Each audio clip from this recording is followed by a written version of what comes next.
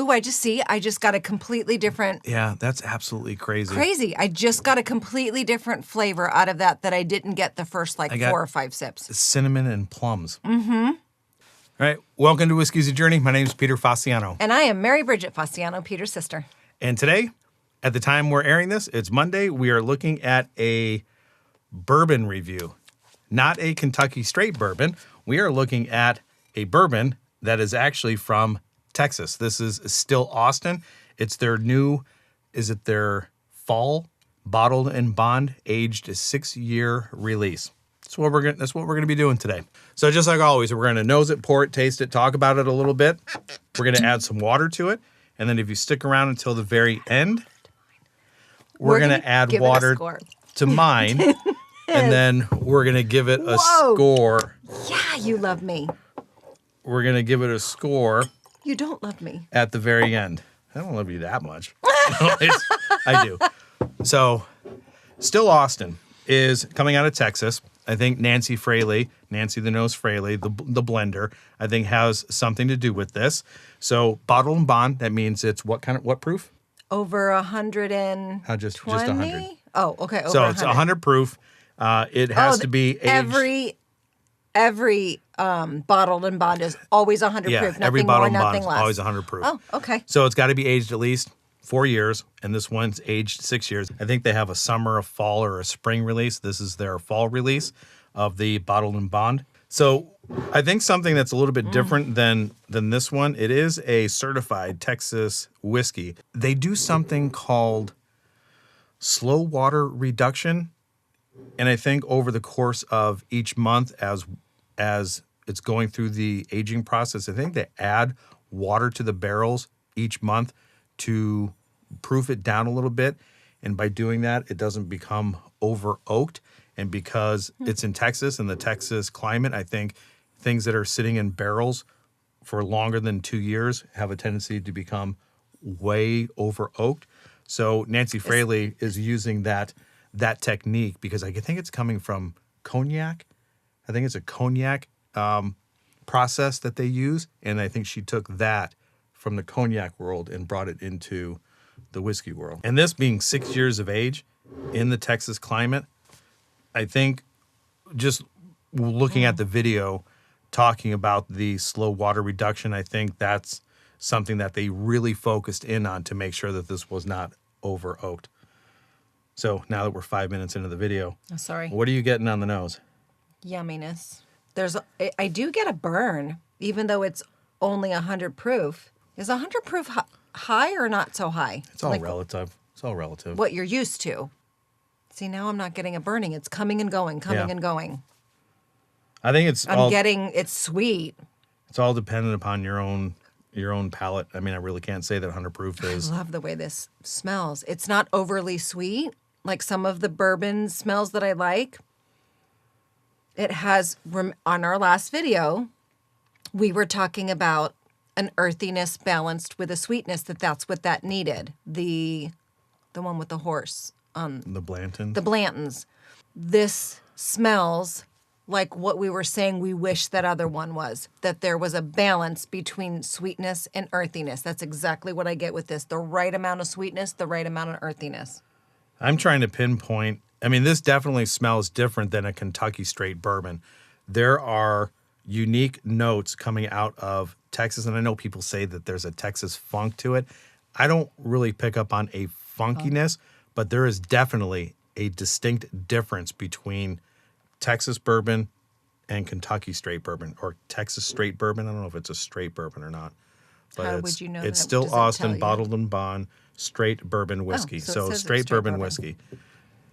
So not right this second, but you probably will jump up and do it right this second. Like, I would love to smell the difference, because you said there's a distinct difference between a Texas straight bourbon versus, what is it? Like a Kentucky? Kentucky straight bourbon. I would like to smell the difference. Yeah, so there is I like the way this smells. There is a note for me that's coming through that is almost, and I'm not saying this in a bad way, like burnt sugar, burnt caramel.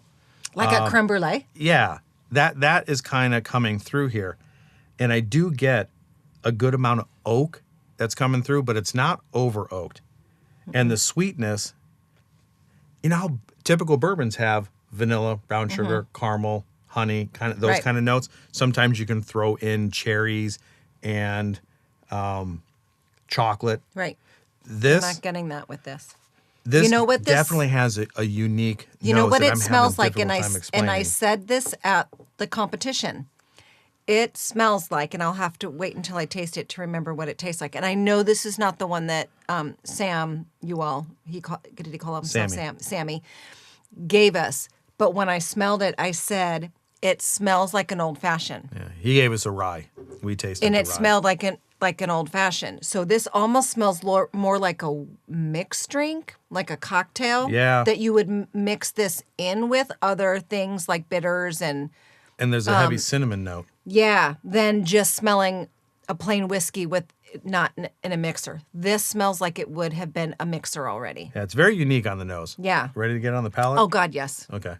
Cheers. Cheers. I really like the way this tastes. I know you do. I think And that you don't. I don't want to say that it's bad because it's not bad. I don't think it hits my specific flavor profile. There's a good amount of spice. That spice is coming across as cinnamon, ginger, pepper. And then the sweetness, I'm having a really tough time with the sweetness because it's not quite a berry note. It's not quite vanilla. It's not quite honey. It's not quite cinnamon and sugar. It's wild. It's different. It is. It's really different. I want to say maybe darker fruits. It tastes like the sugar, not as sweet, but that burnt sugar on the top of creme brulee. Yeah. Without it being too bitter. Right. Without it being without bitter. being too bitter and without it being too sweet. It's like, but it definitely has that burnt sugar creme brulee kind of flavor to it. Yeah. Let us know in the comments down below if you've had any of their Bottled and Bond releases. If you are a fan of Still Austin, what kind of bottles that you have from them. Let us know in the comments down below what you think of them. I'd be interested to hear if you can actually give me some notes on how this is actually different from a Kentucky straight bourbon. I think I might just grab the... I would like to compare the difference. let me grab a... Now this does, and now A I know the 10-year. other one that we tasted at the barbecue competition was a rye, so it's completely Completely different. different. I get that. I would like to try them side by side because I remember really liking that one at the competition because it tasted like I was drinking an old fashioned, but it was a straight rye. I would like to taste it side by side to see which one I liked better. And I don't know if this is going to be a fair comparison, but I'm going to go grab the Eagle Rare 10. Which one is this? Eagle Rare 10. Oh, I think I remember having this. It's another Buffalo Trace product. So go ahead and pour your... You can pour it. Yeah, this Smell is... yours and smell mine. Are you getting more ethanol out of yours? No. Oh, it's lighter. Oh, we're gonna share the same one. Sorry, I thought we were pouring one for each of us, but you're just gonna share mine. So this is something... It's not a pet peeve, but it's definitely something that she does. She eats something or she's finished with something and she goes... She doesn't make that face, but whenever she's finished with something, she pushes it over into somebody else's area, just like she did with the bottle. She's like, "I'm finished with it," and she put it right here. My mom. Put it over on your side. It was one of the things that used to bother my husband so much when we first started dating is because I would finish my meal and then I would put my plate in front of him. There's this weird thing about I don't like things when I'm done with them being in front of me, like I want to be done with them. And Mom used to do the same thing. She would finish something and then she would put it in front of you. And as much as we end up saying we're not like our mothers, the daughters, we really are like our Yeah. mothers. And this is turning out to be more of a get to know you episode Yeah, than a whiskey sorry. review Okay. episode. So are we tasting this one now? You are. So you're smelling it, the difference between Okay. a Texas bourbon and a Kentucky bourbon. And I know Oh, this is softer. every distillery has like somewhat of a distinctive profile. Eagle Rare, being Buffalo Trace, might have a great popsicle. Jim Beam might have This that is- nutty note. Sometimes Heaven Hill can have a nutty note as well. I like this smell of this one better. This is softer. Jack Daniel's has a maple, brown sugar, This has banana a note. this has like a mapley. Now that once you said maple, and I don't know if it's just the suggestion because you said that and it popped into my head. Tell you what, I can smell this I like more this. than I can drink the Still Austin. I really do like the way that it smells. Yeah. So what that one is? So this I'm getting. There's a mapley. So it's definitely sweeter. You're not getting as much of the earthiness, oaky, that burnt sugar kind of profile. You're getting more of a sweetness profile, like in the forms of maple, vanilla, honey, brown sugar, like brown sugar that's not burnt. What do you think? Was there a little floral right before I handed it to you? I don't know. Maybe a slight on the end, a floral note. I don't know. I could be wrong. I'm sure I'm probably wrong. If that's what you're getting, you're right. But I'm not like sure. Like, yes, I know you say that I'm right, but is it right that? It's definitely softer. It's not as pungent. Yeah, it's softer. And I don't want to say pungent in a bad way. No. The ethanol in here hits your nose like a ton of bricks, and the ethanol in here just kind of glides over. Yeah, glides is a good word. What is the? I mean, This is 45% And alcohol. this So is what high. does that mean? It's what proof? If it's 45% alcohol. Times 2. Is that 90? 90 proof? Well, 50 and 50 is 100, and then 45 you and minus 45. 10, so it's 90 proof. Isn't that what it said?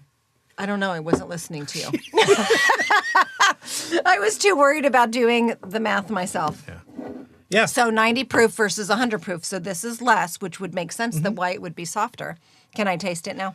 Absolutely. I do like the nose on this better. Yeah, I got to tell you, Still Austin definitely has a unique profile. It has lots of depth. It has character.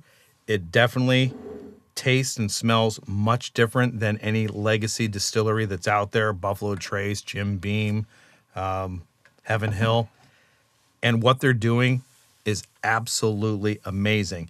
And I really do like the depth and the saturation of flavors that this brings.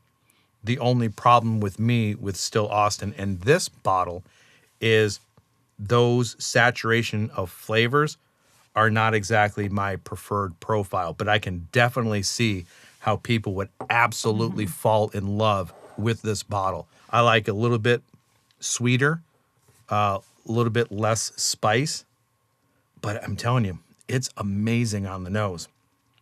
This is definitely a glass that you can sit down with and you can take hour, 2 hours trying to decipher it, trying to figure it out. It's extremely complex. The depth that this glass has is actually absolutely wonderful, and I can see the attraction to it. I like it. I'm trying to figure out what the right word is because I think you're right. You can sit down for an hour and talk about like what am I getting? The notes and flavors are elusive. It makes you think about it a little bit more. Like you're like, wait. It's confusing. Confusing. Like, wait, what? Like it's, I'm sure I will think, there's a word that I'm trying to think of that I can't think of. And I'm sure as soon as the camera goes off, I'll be like, that's the word I was trying to use to describe this. But you can sit there and 1 minute go, it tastes like this. Oh, wait, no, I'm getting this. Like, it's like just right out of your grasp, like it's escaping you. You can't quite put your finger on it. If this were a Scotch, I would put this in the Craigellachie category because Craigellachie is definitely something that is challenging, that kind of makes you really concentrate on what it is that you're drinking. There's also another Scotch that is coming out of, I'm total mind blank here. We're looking at completely mind blank. Okay, that's okay. So Craigellachie and we both are then. something else. It's age. Yeah, it is totally age. But those two is going to drive me. Klein Leash. There it goes. So Klein Leash and Craigellachie, those are both very complicated, very thought-provoking scotches, and I think this falls into that category where you can have it in front of you for an hour, hour and a half, and still be confused when you are finished. Yeah. You get something a little bit different on each nosing, and you get a little bit something different on each tasting. taste. So let's go ahead Which and... is kind of cool. So, like, Yeah. if you're looking for a whiskey that you can really sit and, because you want to talk about the whiskey as you're having conversations about other things, this would be a great one because It's a you conversation, can. for Yes, sure. it's definitely one that's going to bring up a conversation if that's what you're looking for. Ready for a score? I know we didn't really talk about it all that know, much. I'm I'm not sorry. really familiar with the process of the, what did I call it? The slow water reduction. I do know that Nancy Fraley is involved in this. Get the conversation going if you know anything about, like, maybe even the mash bill of this. This was just a spur of the moment. We did a Friday video and then we immediately jumped into this. I wasn't actually going to review this until I did some research on it until December. So now But I gonna, liked it, so I said, "Hey, I'm here. Yeah. Let's do this one." So I'm because I going to like it." push off the Baker's 13 video until December. I have a November giveaway happening. If you are interested, if you're still here, Sorry. if you're interested in supporting the channel, I have a giveaway happening.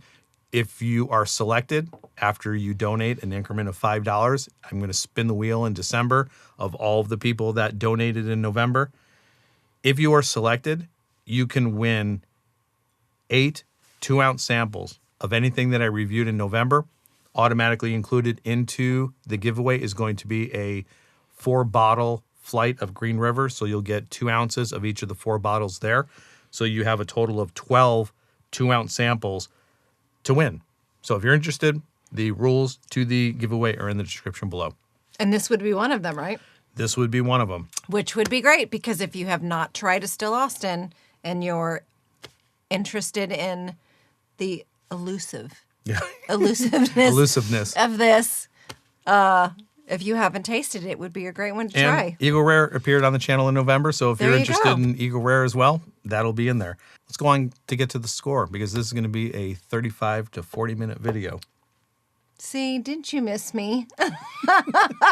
I make it so difficult for you when it comes to editing. I'm pretty cut and dry. I get in here, I do I'm a so review, not. I know. and she just I- gets me off on tangents. I mess it up. Sorry. You're not messing up. It's just a different vibe. It's just different.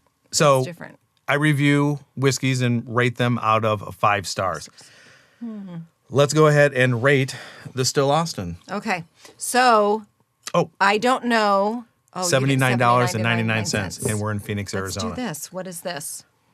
Oh, $35. Yeah.